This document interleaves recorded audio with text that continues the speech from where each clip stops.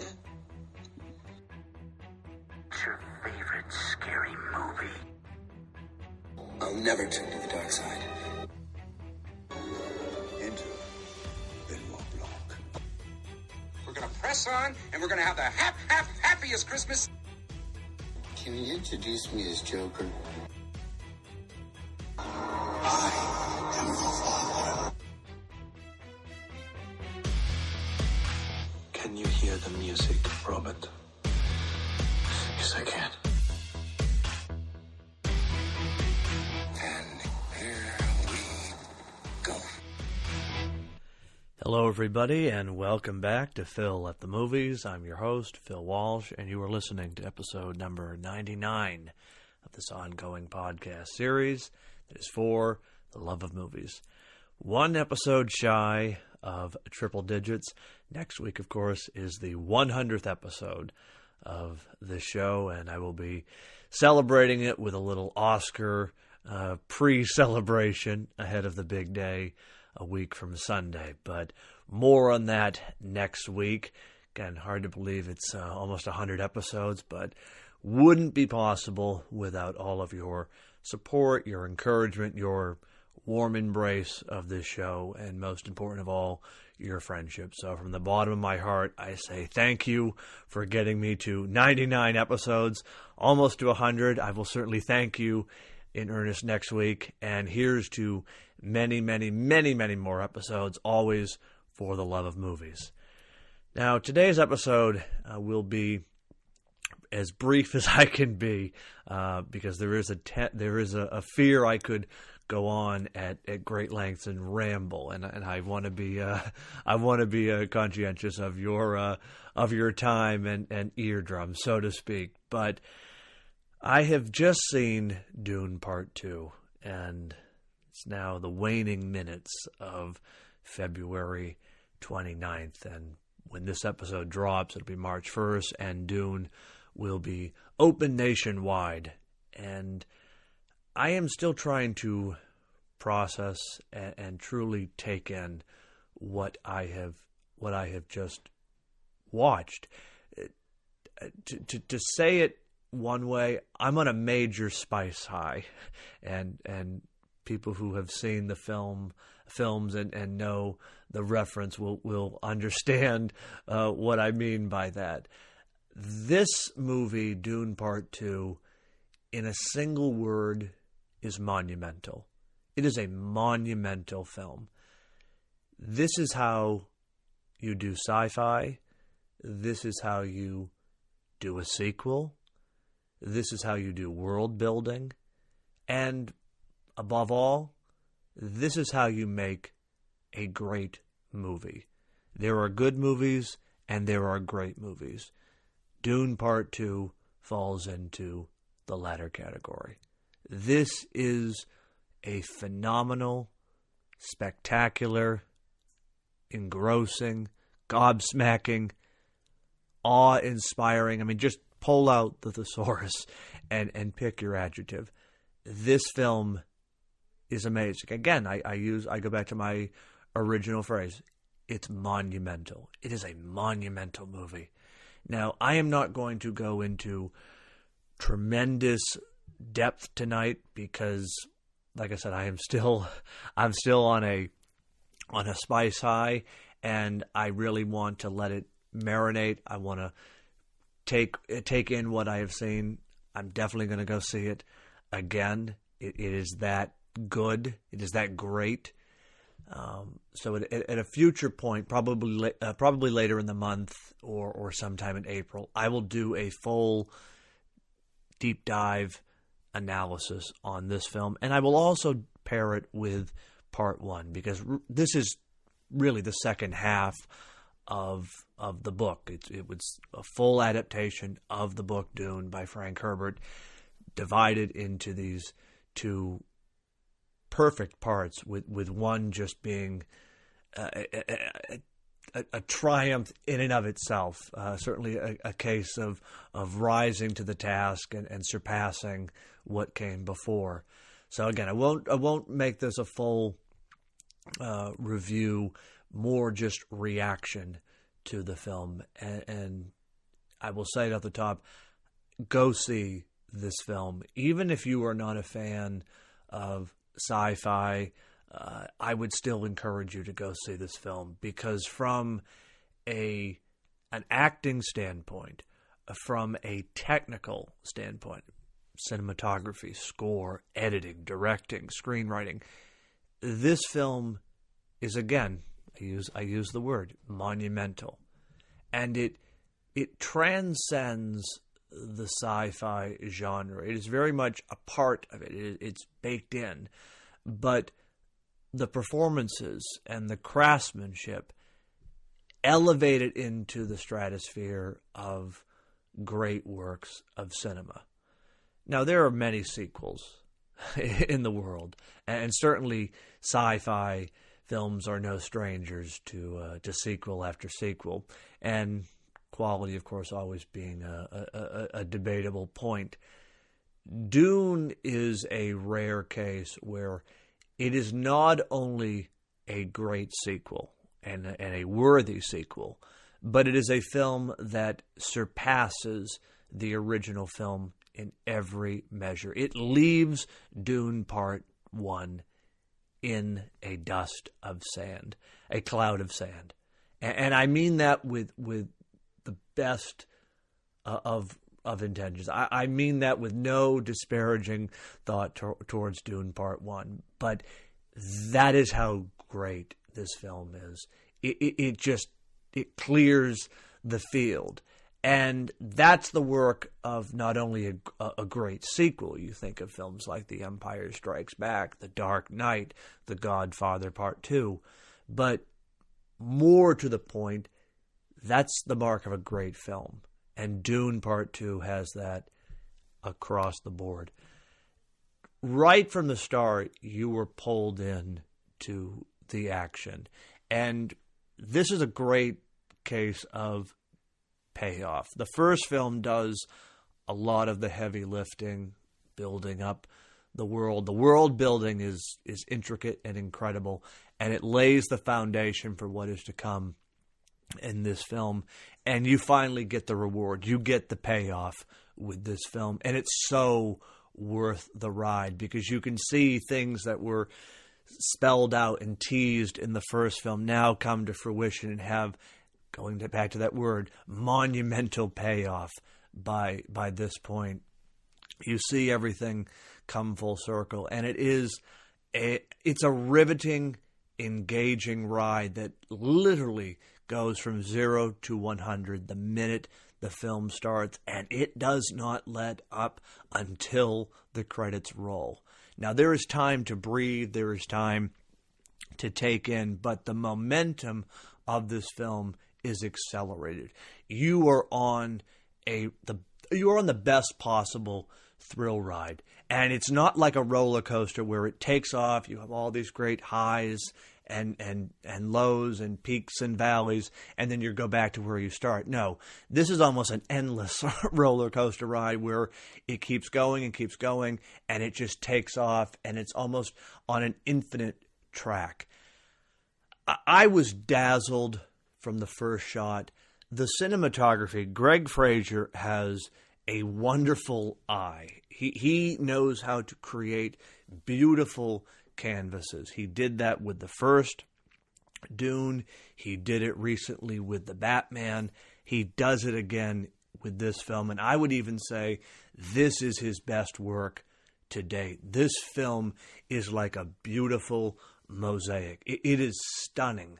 The iconography, the way the lighting works, particularly when they're on the planet Arrakis, where you have essentially a single color palette. It's all sand. There's not much room for differentiation, but yet he's able to give it such a texture and a look that the images pop. And the characters, which are so sort of small against the mountains of sand and the dunes, they pop as well. And again, that's a credit to Greg Fraser for being able to take what is otherwise a a fictional environment and give it that reality and sort of creative flair that makes it come to life and stand out on the screen. So, I mean, the movie itself, just from a visual standpoint, it's a work of art. You are dazzled by it. It's like a moving painting in a lot of ways. But that's only half the ingredients. I mean, the film is cut perfectly. The pacing is flawless.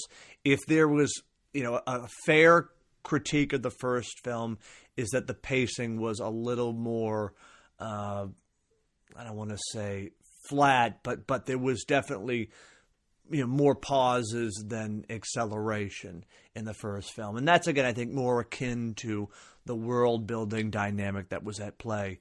This film spares no expense. There's no fat on this film. Everything felt like it built and kept building and going ultimately to the climax, which is, it's the perfect one because it ties the film together. It ties both parts in a nice little bow. It satisfies the audience. It's rousing. It's spectacular, but it also makes you want to stay in your seat and see what's going to happen next. And of course, we know there probably will be another film, given that this is part of a book series, and so it's all but inevitable that a third film will happen. But that's the kind of beauty of this movie. You're so engaged in it, you're so intrigued that you literally want to stay there in your seat, watch the credits roll, and then proceed right into the next one. That has only happened to me a handful of times, and right off the top of my head, I can cite the original Star Wars trilogy and the Dark Knight trilogy, of having that sort of instant gratification and sort of watchability factor where the minute one ends, you want to go right in to the next one to see what happens. Same kind of effect with Dune Part Two. But perhaps the biggest plus of this film, the greatest strength, the acting. I don't mean to paint with such a broad brush, but a lot of times with sci-fi and sort of big spectacle films, you may not always get terrific and sort of engrossing performances across the board. You may get one here, one there, but a lot of times performances are sort of secondary in these films in favor of the optics, in favor of the spectacle. And that is not the case with Dune. I mean, certainly you have the spectacle, you have the action, you have the energy, but the performances, dear God, everybody in this film turns in a masterclass performance. There is not one weak or subpar performance, from the supporting roles to the main cast. And then, of course, the main cast, you've got Timothée Chalamet, you've got Zendaya, you've got Austin Butler, and you've got Rebecca Ferguson. Those four, they are turning in incredible performances that are so nuanced and layered. And I'm going to say it right now. Timothée Chalamet deserves and should be nominated for an Academy Award next year. Full stop. And I'm not being hyperbolic when I say that his performance is on another level. And if you've seen the film, you know what I am talking about, particularly with the third act. It is a culmination of his character's arc, his story, and he brings it all to a point and then does that rare trait. He brings together that rare trait where an actor can transcend the material. And it goes beyond just reciting words on a page and giving a little emotional flair.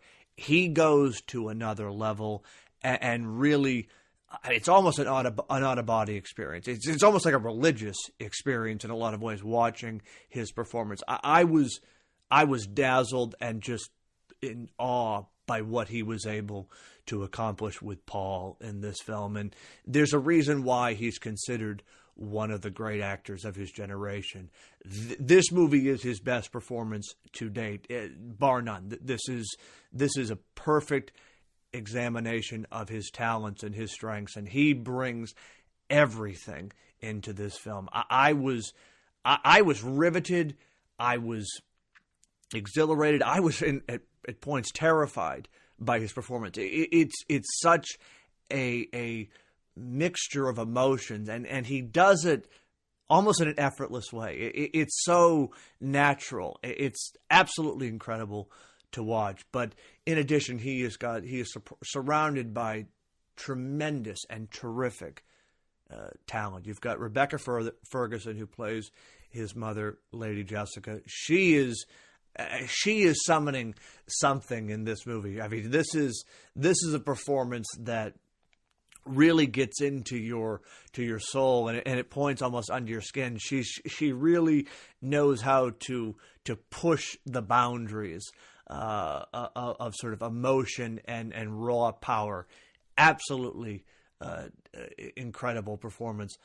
Austin Butler, he plays this diabolical and psychotic villain named Fayed, and it's such a unique transformation, particularly when you have an opinion of or an image of Austin Butler as, say, playing Elvis in 2022's Elvis.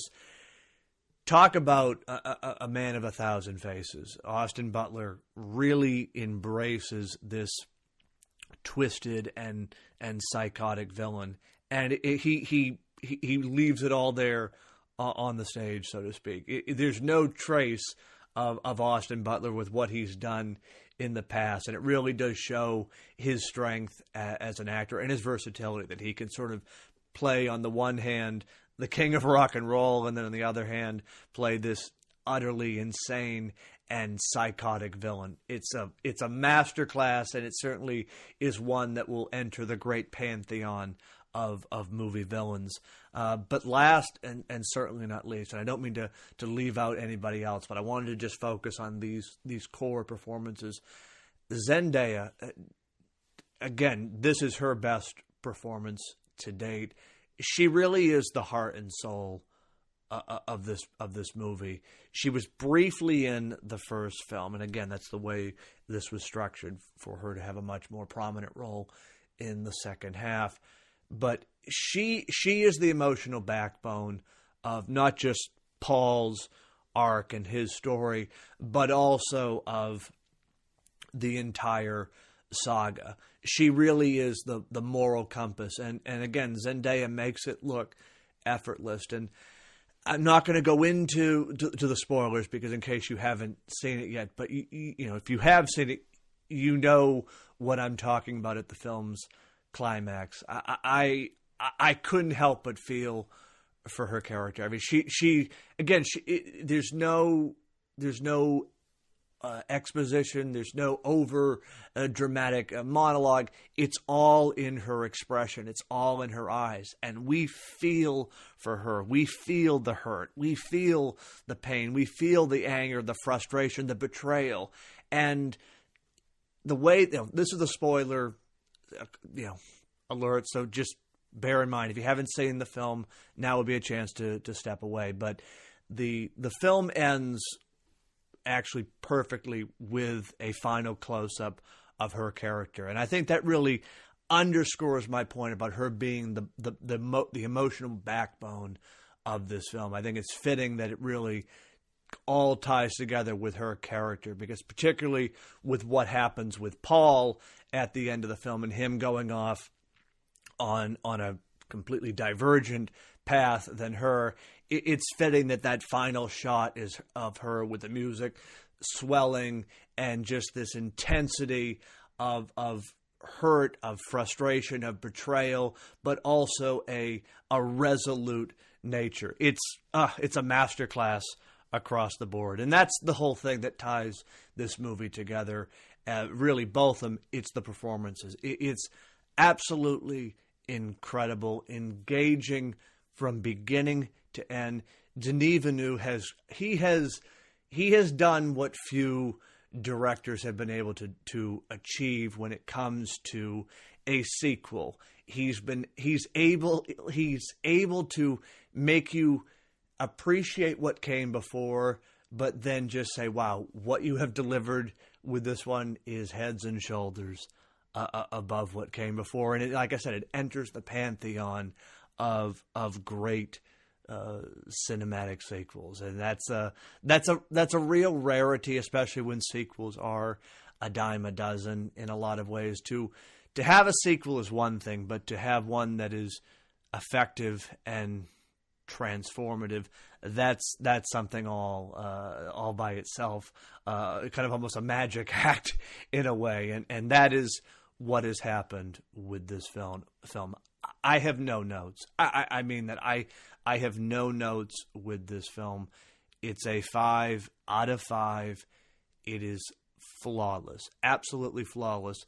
3 things are clear to me after seeing it. Number one, I have to go see it again. Have to go see it again. And not because, oh, I missed this or I have to reevaluate. No, I just want to experience this again. I want to be taken away by this story again. I want to go back to Arrakis again. Like, I want to be engaged in this world and swept up by this story. That's number one. Number two, Dune Messiah, which is the name of what will likely be the third film based on, I believe, what is the second book in the series. That needs to happen as soon as possible. Now, there's a lot of kind of behind-the-scenes whispers that the script is nearly written, and certainly you don't want to rush perfection. But, I would be stunned if they do not greenlight this film by the weekend's end, particularly with the reviews that are out. The film is already regarded as one of the great sequels of all time, and that's no small feat. So I'm expecting the sequel will be announced in relatively short order. But nevertheless, because of the way this film ends and because of the hype and energy, I can't wait to go see it, even though I know it's going to be a few years away. And last but certainly not least, just to tie it all back to my first point, Dune Part Two is monumental. This is a monumental film. It is a masterclass in filmmaking, in acting, in just damn good storytelling. And that's really the kind of the key ingredient. Nothing is spared here. This is a perfect distillation of how you do science fiction, how you do world building, and it all has a payoff. It really does pair nicely with what came before, and then ultimately gets you set up for what is certainly to come. But I loved it. I absolutely loved this film. The audience that was there tonight was energetic and engaged. It was a packed house. People loved it. I mean, again, there was applause at the end of the film. That's not something I see a lot. And just from a cinematic experience, I mean, I was so just engaged with it. I mean, I had a big smile on my face pretty much from the beginning until the end. And I will just say, kind of to end it, there is a fight sequence in the film between Austin Butler's character and Timothée Chalamet. The fight is one of the most brutal and effective sword fights in movie history. I felt every kick, every punch. It is raw, it is brutal, it is emotional, and it is done without music. That is a rarity in these types of situations, but it's one of those situations you feel the punches. You're right there in the action, and that makes it all the more effective and mesmerizing. So I just had to mention that to kind of tie everything all together. But I will certainly circle back in a few weeks after I've had a chance to see the film again and to sort of plan out a full review of both Part 1 and Part 2, because these really do deserve a long discussion and analysis, and I'll be sure to bring on some guests for the film, because it's going to be something you want to talk about. You don't want to hear my voice all the time, and this is one you want to really have a good back and forth on with friends and other opinions. But this movie, if it's possible, I had high expectations go into it, and it just cleared it tenfold. Absolutely blew away any expectation I may have had, and delivered one of the first true movie events of the year, and frankly, in quite some time. This film, I mean, with the exception of Oppenheimer last year, I feel like there hasn't been like a movie event of this scope probably since The Batman back in 2022. But this is on a whole other level. There's almost a cerebral nature to this film. And I will just make one more point. Again, I apologize. Sort of, you can see my thoughts were not entirely organized with this episode. But another thing that really struck me with this film, and again I think speaks to its strength, the examination of both religion and politics in this film is extraordinary. And it's actually rare to see such kind of dissection and internal analysis and discussion in a film of this size and scope. I mean, this is sort of on par with, you, if you will, of a Lawrence of Arabia. There's sort of that scope to it, and I will note Christopher Nolan compared it to The Empire Strikes Back. I had to get a Christopher Nolan reference in there, and I think that's also an apt comparison, because there's a lot of themes at work here, and that's again always the mark of an epic, or in this case a sequel. It dives deeper into the source material and usually finds a rich vein and taps into it, so to speak. And it really lets loose, and it doesn't feel restricted in any way. It is more kind of willing to explore these ideas and sort of take them to their logical conclusion. And that's something rare that you don't always get with these kind of big blockbuster epics. But I will leave it there. I promise this would be a short episode, and I've already gone on for almost 30 minutes. You can see my passion for this film. I can't wait to go see it again and do another episode where we can have a more in-depth review and discussion. This is just my immediate reactions upon seeing it, but absolutely love this film. As I said, it's a 5 out of 5, and I expect it will be a big hit with audiences. It already is with critics, and as I indicated with Timothée Chalamet's performance, I expect he will be an Oscar contender this time next year. But I will have more to say on Dune Part 2. That is all, certainly for now. To borrow a phrase from the film, long live the fighters. And that will do it for now. I'll be back next week for the 100th episode, and we will do this all over again for the love of movies.